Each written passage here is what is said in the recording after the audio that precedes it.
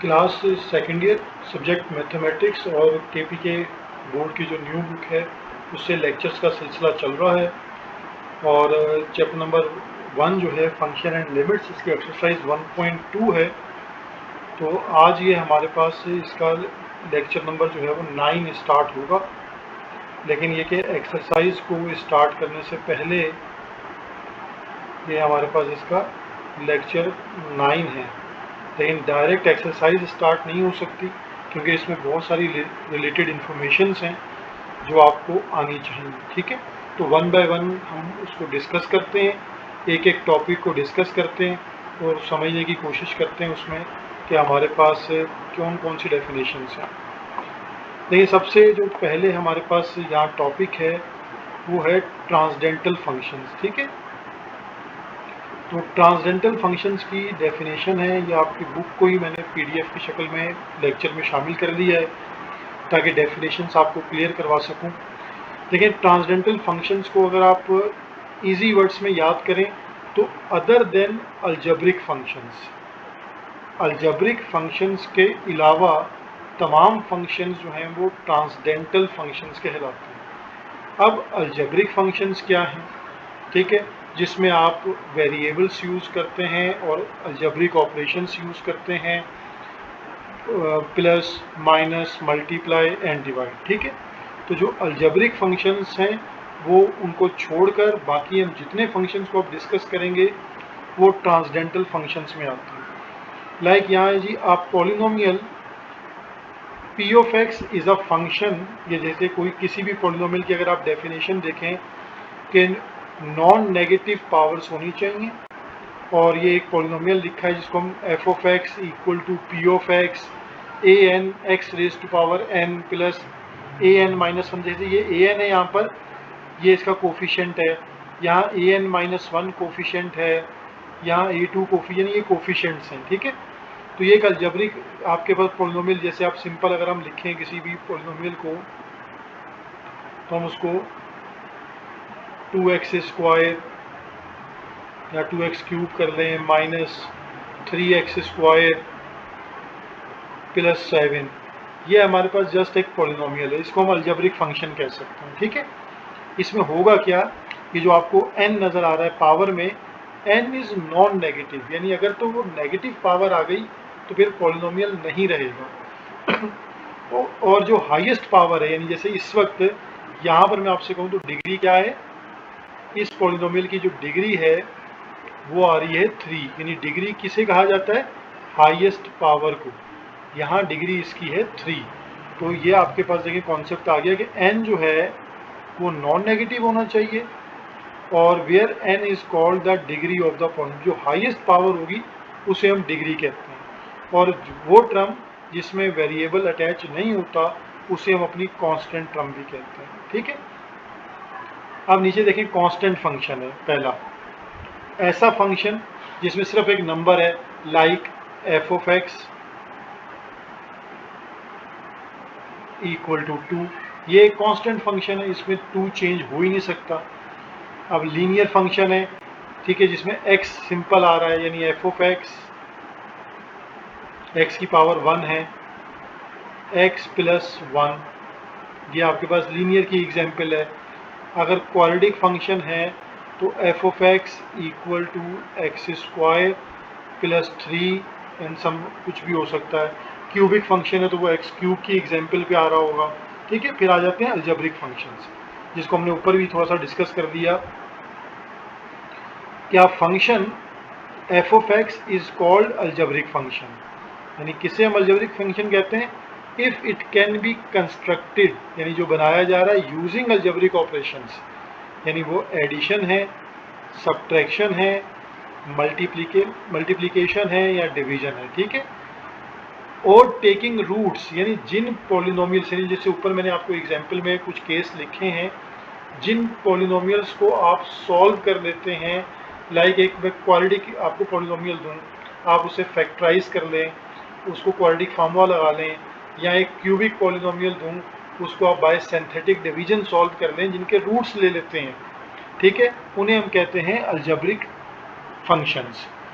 Any rational function, ये याद रखने वाली बात है, रैशनल फंक्शंस किसे कहते हैं, जिसे हम पी ओवर क्यू लिख सकते हैं। यानी अगर आप रैशनल को समझें, दोबारा थोड़ा सा रिकॉल कर लें, तो रैशनल में वैसे तो कोई भी नंबर भी रैशनल हो सकता है, क्योंकि नंबर डिवाइडेड बाय 1 हो सकता है। रैशनल जो फंक्शंस हैं हमारे पास,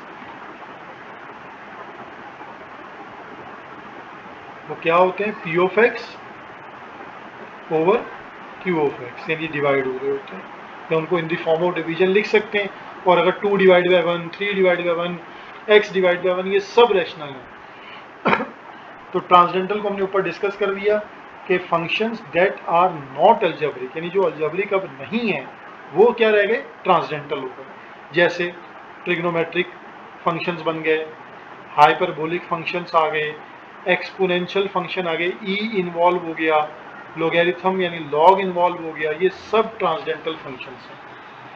अब ट्रिग्नोमेट्रिक फंक्शन में आपको पता है क्या इन्वॉल्व हो रहा होगा, sine theta, cos theta, tangent theta, यानी जो आपके फंक्शंस हैं sine, cosine, tangent, secant, cosecant and cotangents, ये इन्वॉल्व हो गए, तो इसका मतलब है कि ये फंक्शंस ट्रिग्नोमेट्रिक फंक्शंस कहलाएंगे। अच्छा, इसके बाद एक्सपोनेंशियल फंक्शंस में हम आ जाते हैं, ये एक्सपोनेंशियल फंक्शंस हैं, ठीक है। The exponential functions has wide spread application in many areas of science and engineering. यानी एक्सपोनेंशियल का मतलब है कि हम उसको पावर में लिख लेते हैं, एक्सपोनेंट्स में लिख लेते हैं, ठीक है। जैसे ये फंक्शन आपके पास एक लिखा हुआ है, f of x equal to b raise to power x. अब ये b बेस है, तो इसलिए उसको ग्रेटर देन 0 होना चाहिए, ठीक है। और b इज अ पॉजिटिव, यानी इसको होना भी क्या है, पॉजिटिव कांस्टेंट होना चाहिए। Define as exponential function for each different constant b called the base, यानी b जो है वो हमारे पास क्या कहलाती है, बेस कहलाती है। The domain of function is set of all real number, यानी मैं इसमें x की जगह पर तमाम वैल्यूज पुट कर सकता हूँ। डोमेन का यही मतलब होता है कि आप इनपुट पे क्या पुट कर सकते हैं, तो यहाँ x पर आप तमाम वैल्यूज पुट कर सकते हैं, ठीक है। ये एक्सपोनेंट की एग्जाम्पल भी आपके सामने है, यानी कोई भी फंक्शन हो उसमें आप उसकी पावर जो है वो वैल्यूज चेंज करते रहें, लेकिन ये कि एक्सपोनेंट में आपको नज़र आना चाहिए, ठीक। जैसे यहाँ देखें फंक्शन एक और 1 रेज टू पावर x है। अब इसमें क्योंकि जब हम एक्सपोनेंट को पढ़ेंगे तो फिर एक्सपोनेंट के कुछ रूल्स भी आपने छोटी क्लासेस में पढ़े होंगे, तो यहाँ उन्होंने रिकॉल करने के लिए वो आपको दे दिए हैं। लाइक इसका पहला एक्सपोनेंट लॉस के अंदर देखिए, आपको पता है फर्स्ट वाला, देखिए अगर a of x into a of y, यानी 2 की पावर अगर हम कह लें x मल्टीप्लाई बाय 2 की पावर y, तो बेसिस सेम है तो पावर्स क्या होंगी, पावर्स ऐड हो जाएंगी, तो हम इसको कह सकते हैं x प्लस वाई, जैसे ये रूल है। अगर ये इसी तरह देखें, ये सेकंड रूल को देखिए, ये वाला, अगर आपके पास a की power x and then whole power जो है वो क्या है, y, तो आपको पता है कि पावर्स पावर्स मल्टीप्लाई हो जाती हैं, तो इसको हम लिख सकते हैं a x ऑफ y। इसी तरह आपको डिवाइड का रूल पता है, अगर a ऑफ b की होल पावर x है तो उसको हम a of x divided by b of x लिख सकते हैं। पावर 2 है, रूल 2 है इसका, अगर आपके पास बेसिस सेम है तो फिर पावर्स क्या हो जाएंगी, इक्वल, यानी x इक्वल टू वाई। ये आगे क्योंकि एक्सरसाइज है उसकी अंदर ये रूल्स बार बार यूज़ होंगे, तो इसलिए यहाँ रिकॉल करवाए जा रहे हैं। और अगर इसी तरह आप ये देखें, अगर आपके पास पावर्स इक्वल है, लाइक एक a raise to power x equal to b raise to power x, अब पावर्स इक्वल है दोनों, तो इसका मतलब है then we can write as a equal to b, हम इस तरह लिख सकते हैं, ठीक है। अब नेक्स्ट टॉपिक है बेस ई एक्सपोनेंशियल फंक्शन, जिसमें बेस जो है वो ई आ जाती है। तो वैसे तो ई की बहुत सारी एप्लीकेशंस हैं, ठीक है, लेकिन यहाँ हमारे पास जो है वो मेन हमें याद ही रखना है कि ई बहुत सारे कॉन्स्टेंट्स का जो है वो कंपोजिशन है। और आगे जो एडवांस मैथ है उसमें बहुत ज़्यादा यूज़ होता है ये एडवांस मैथमेटिक्स के अंदर, ये इसकी बहुत ज़्यादा एप्लीकेशंस हैं ग्रोथ में, रियल वर्ल्ड फिनोमिना में, यानी जहां आप ग्रोथ की बात करते हैं, एक चीज़ की growth with respect to second object जो है, हम वो कितनी जल्दी वेरी करेगी, किस स्पीड से ग्रोथ होगी, वहाँ हम ई बेस को यूज़ करते हैं। The base E is an irrational number like pi. It cannot be represented exactly by infinite decimal fractions. However, e can be approximated. इसकी एक approximated value हमारे पास मौजूद है, ठीक है, वो 2.7 समथिंग इसकी वैल्यू है। वो ये आपके पास याद करने वाली ऑब्जेक्टिव पॉइंट ऑफ व्यू से कि ये 2.718 एंड सो ऑन, ठीक है, ये ई की वैल्यू है। अब ये नीचे बुक की एग्जाम्पल में भी उन्होंने ग्रोथ एंड डीके एप्लीकेशन बताई है कि जिसमें हमें हमारे पास ग्रोथ रेट हमें कैलकुलेट करना है, ग्रोथ रेट बहुत छोटी चीज़ का मालूम करना है जो बहुत टाइम तक चल रहा है, तो वहाँ ई एज बेस को यूज़ किया जाता है। अब हमारे पास इससे आगे डिस्कस करने वाला टॉपिक है वो है लॉगरिथमिक फंक्शंस। आपको ये तो क्लियर होगा कि लॉगरिथमिक फंक्शन जिसमें लॉग आ रहा है, logarithmics are an alternative way of writing expression which involve power and indices. बहुत बड़ी पावर्स हों या बहुत छोटी पावर्स हों, तो ऐसे फंक्शंस को लिखने के लिए लॉग की हेल्प ली जाती है। They are used extensively in the study of sound. आपने साउंड डेसिबल यानी फिजिक्स में देखा होगा, इंटेंसिटी ऑफ साउंड को लिखते वक्त, या जो लॉगरिथमिक स्केल उसका बना हुआ है साउंड का, उसमें 10 की पावर्स बहुत छोटे से लेके बहुत बड़ी तक होती हैं। तो ऐसी छोटी और बड़ी पावर्स को डील किया जाता है। ये आपके पास लिखने का तरीका है y equal to 2 raise to power x, ठीक है। अब इसको या x equal to 2 raise to power y we call, यानी ये आपके पास स्टेप है, we call this inverse exponential, यानी ये अगर ऊपर लिखा हुआ है y equal to 2 raise to power x, ये एक लॉगरिथमिक फंक्शन में इसको चेंज कर सकते हैं हम। और अगर हम इसको x equal to 2 raise to power y लिखते हैं तो ये एक इनवर्स फंक्शन बन जाता है हमारे पास, ठीक है। अब इसको लॉग में कैसे लिखना है, या आप ये देख लें कि अगर आपके पास ये एक्सपोनेंशियल फॉर्म कहलाती है, यानी y equal to 2 raise to power x, ठीक है। अगर आप इसको लिखना चाहते हैं लॉग में, तो आपको बार बार ये बताया जाता है कि इन दोनों की जगहों को चेंज कर दिया जाता है, ठीक है। तो ये log x equal to 2 raise to power y, ये लॉग में लिखा जाता है। ऊपर वाली ये वाला फॉर्मेट आपके पास कहलाता है एक्सपोनेंशियल। एक्सपोनेंशियल फॉर्म कहलाती है, और ये जो है वो आपके पास लॉग फॉर्म कहलाती है।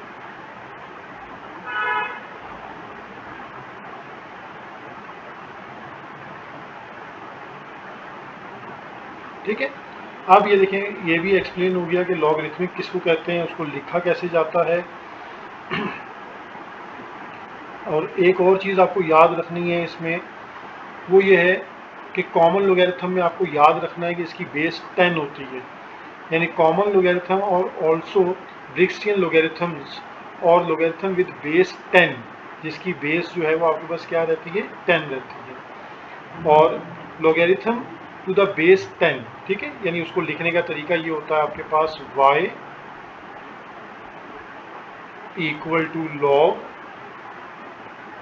इसकी बेस 10 होती, ठीक है, इस तरह लिखा जाता है आपके पास। और अगर अब इसको आपने उसमें एक्सपोनेंशियल फॉर्म में चेंज करना है, तो एक्सपोनेंशियल फॉर्म में कैसे लिखा जाएगा ये कि x equal to 10 raise to power y, ये एक्सपोनेंशियल फॉर्म मैंने चेंज कर दी, ऊपर लॉगरिथम फॉर्म, लॉग फॉर्म आपके पास मौजूद है, ठीक है। तो अब आपके पास नेक्स्ट इसमें जो आपको अंडरस्टैंड करनी है चीज़,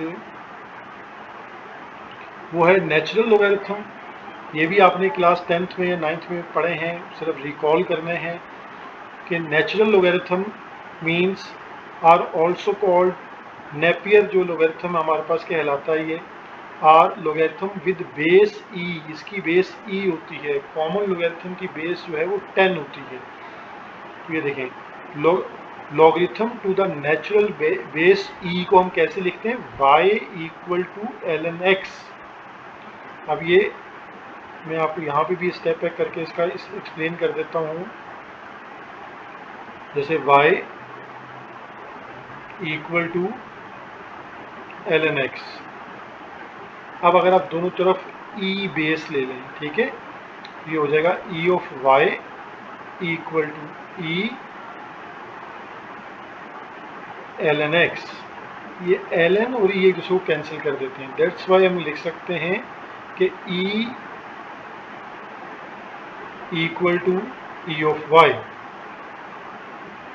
तो ये आपके पास यहाँ लिखा हुआ आपको नजर आ रहा होगा, ठीक है। ln x is the answer to the question to what exponent, यानी इसका मतलब क्या है, to what exponent must e, यानी हम क्या आपके पास y जो है वो उसका जो एक्सपोनेंट है वो क्या हो कि must e be raise to produce x, कि वो x के बराबर हो जाए। यानी अब e का एक्सपोनेंट हम क्या रखें, y हमारे पास क्वेश्चनेबल है कि वो हम e की क्या पावर रखें कि वो इक्वल टू x हो जाए, ठीक है। ये इसको रीड करने का मेथड भी बताया हुआ है। तो और यहाँ पे हमने logarithm to the base b, ठीक है। अब वो सिर्फ हमने उसको जनरलाइज कर दिया, बेस 10 की जगह या e की जगह बेस b कर दी है, यानी y equal to log b raise to power x, ठीक है। अब ये देखें कॉमन लोगैरिथम की नोटेशन क्या होती है कि उसमें 10 लिखा जाता है, ठीक है, log 10 power x base x, ठीक है, यानी इसकी जो लॉग बेस 10 होगी और पावर x है। और नेचुरल लोगैरिथम में हमारे पास ln x जो है इक्वल टू, जिसको log e, इसकी बेस e होती है, सिर्फ इसलिए इसको नेचुरल कहते हैं। कॉमन में बेस 10 है और नेचुरल में बेस e है, बस ये वाला पॉइंट आपको याद रखना है इसमें दोनों में। और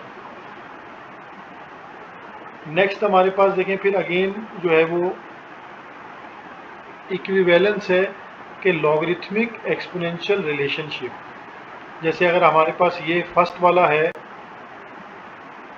log x equal to y, ठीक है, तो इसकी बेस 10 है, अंडरस्टूड है कि ये बेस 10 है, ठीक है। यानी ये अगर आपके पास इस तरह लिखा हुआ है log x equal to y, तो इसका ये अंडरस्टूड मतलब ये है कि ये log 10 power x equal to y. इसको अब आप एक्सपोनेंशियल फॉर्म में चेंज कर लें तो 10 raise to power y equal to x, ये आपके पास एक रिलेशन बन जाता है। और इसी तरह जब आपके पास दूसरी प्रॉपर्टी है ln x equal to y, तो उसमें मैंने आपको बताया कि दोनों तरफ e आपको लेना होता है, तो ये x रह जाएगा और ये आपके पास e ऑफ y आ जाएगा, ठीक है। तो ये दोनों रिलेशन आपके पास यहाँ लिखे हुए थे, दोनों को याद करना है ताकि ऑब्जेक्टिव में आपको याद रहे। फिर आपके पास प्रॉपर्टीज़ हैं बहुत सारी, लॉग की प्रॉपर्टीज़ हैं जो यूज़ होंगी, जैसे log 1 है तो log 1 0 होता है। अब देखें log base b raise to b, यानी सेम हो गया तो ये इक्वल टू 1 हो जाता है, ठीक है। जैसे अब आप इसकी एग्जाम्पल को इस तरह समझ सकते हैं कि अगर log 2 बेस 2 को हम और इसको भी 2 कर दें, इसकी पावर को भी, तो इक्वल टू 1, यानी ये चीज़ इक्वल टू 1 हो जाती है। अच्छा, इसी तरह देखें लॉग प्रॉपर्टी नंबर 3 है। अब ये आपके पास देखें कैसे प्रॉपर्टीज़ को प्रूफ करके देख लें, यहाँ लिख के मैं आपको समझा रहा हूँ कि log base b then power b of x। अब आपने एक प्रॉपर्टी पढ़ी होगी कि पावर log से पहले लिखी जाती है, ठीक है। तो ये आपके पास x पहले आ गया,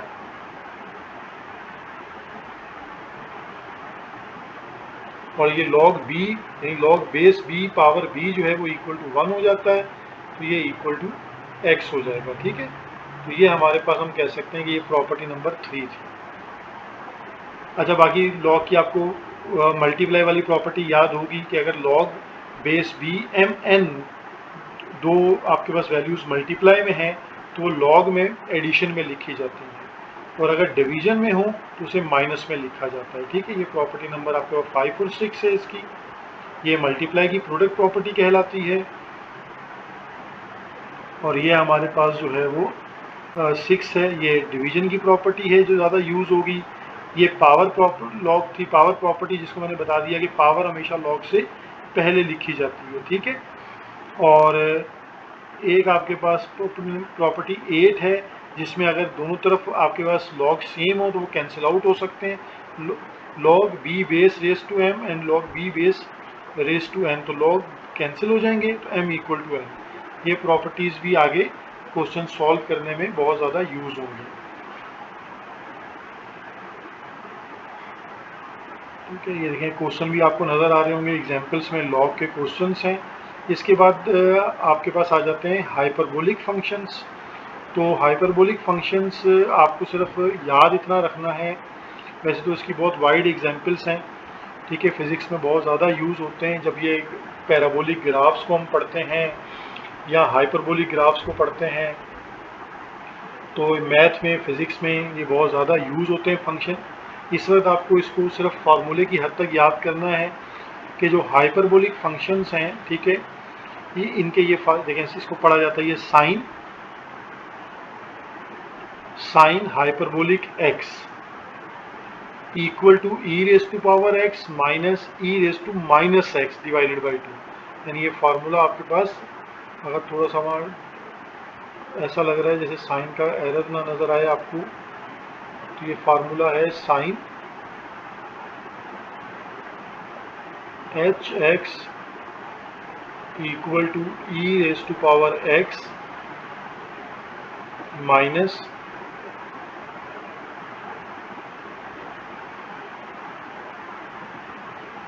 ई raise to power minus x divided by 2। ठीक है, ये फार्मूला लिखा हुआ है। ये कॉस एच एक्स का, सिर्फ उसके साइन बीच में प्लस का साइन आ जाएगा, और ये tangent h x, tangent hyperbolic x formula है, तो ये e raise to power x minus e raise to power minus x divided by e raise to power x plus e raise to power minus x. फिर sine का reciprocal cosec भी कर सकते हैं, cos का सेक, टेंजन का cot. ठीक है, ये हाइपरबोलिक फंक्शंस कहलाते हैं हमारे पास। ये फंक्शंस आएंगे, इनकी आपको ये प्रॉपर्टीज़ याद रखनी है। जैसे आपके पास sine square plus cos square equal to 1 होता है, यानी sine square theta plus cos square theta equal to 1, यहाँ इसकी प्रॉपर्टी इन्वर्स होती है। ठीक है, ट्रिग्नोमेट्रिक के इन्वर्स फंक्शंस की प्रॉपर्टीज़ के तौर पे ये यूज़ होती हैं, यानी cos hyperbolic square x minus sine hyperbolic square x equal to 1, यानी यहाँ माइनस आता है। फिर ये कॉस अल्फा प्लस बीटा और साइन अल्फा प्लस बीटा के फार्मूले हैं, लेकिन साइन का आपको चेंज नज़र आएगा। वहाँ आपके प्लस पे माइनस होता है, तो यहाँ देखने प्लस के साथ प्लस ही है, और प्लस के साथ ये वहाँ माइनस होता है, तो यहाँ प्लस आ रहा है।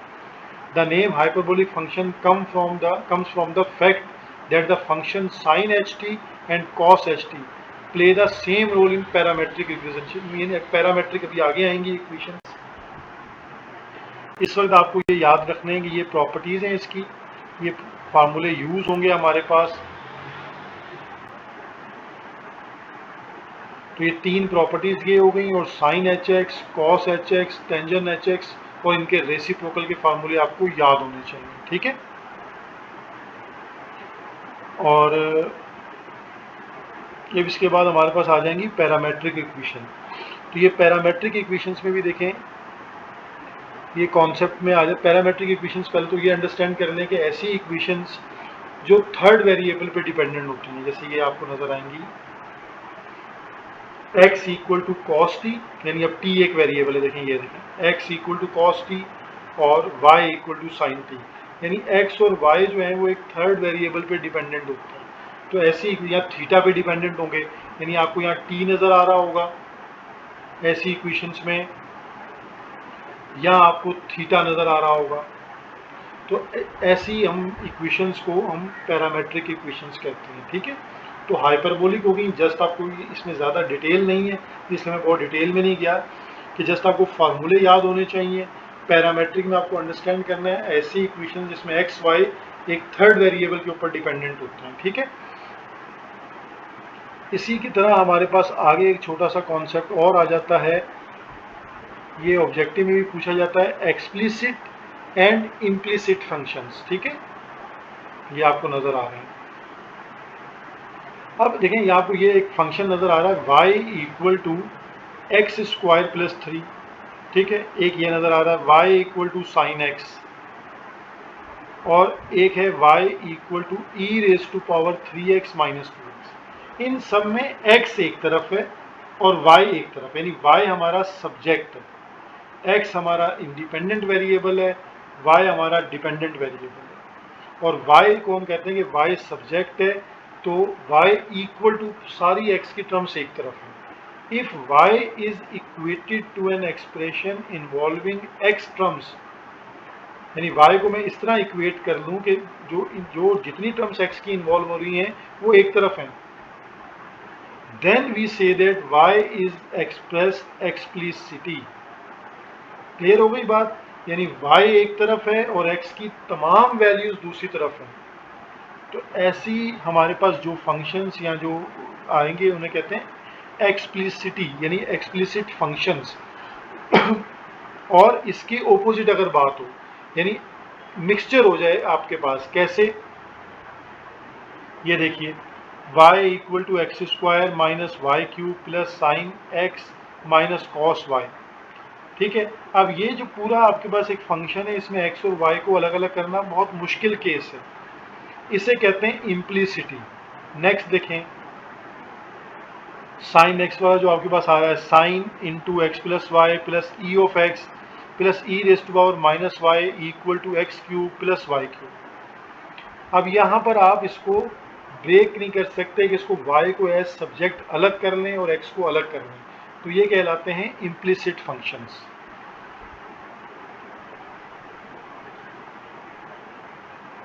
अब देखिए ये अगेन इम्प्लिसिट की आपके पास यहाँ पर एक एलिप्स किया है फार्मूला और एक हाइपरबोला कर्व है।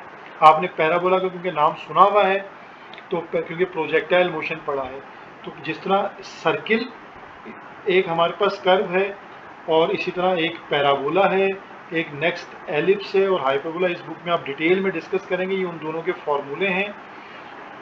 एलिप्स में प्लस आ रहा होता है और हाइपरबोला में माइनस आता है, इसको सिर्फ याद रखने वाली बात है।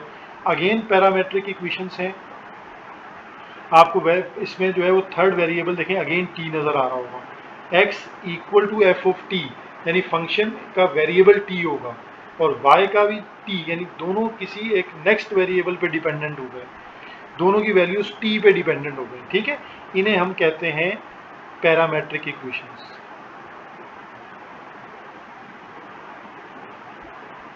अब हमारे पास नेक्स्ट जो हम लेक्चर स्टार्ट करेंगे उसमें एक्सरसाइज को डिस्कस करेंगे, तो उम्मीद है कि आप इस सब को एक दफ़ा गो थ्रू कर लें। मैक्सिमम चीज़ें आपने पढ़ रखी हैं, सिर्फ रिकॉल कर लें जब हम, ताकि एक्सरसाइज को सॉल्व करें तो फिर एक्सपोनेंट के लॉज, लॉगरिथम के लॉज और उसका जो कॉन्सेप्ट है वो कॉन्फ्लिक्ट ना कर रहा हो, ठीक है। Thank you.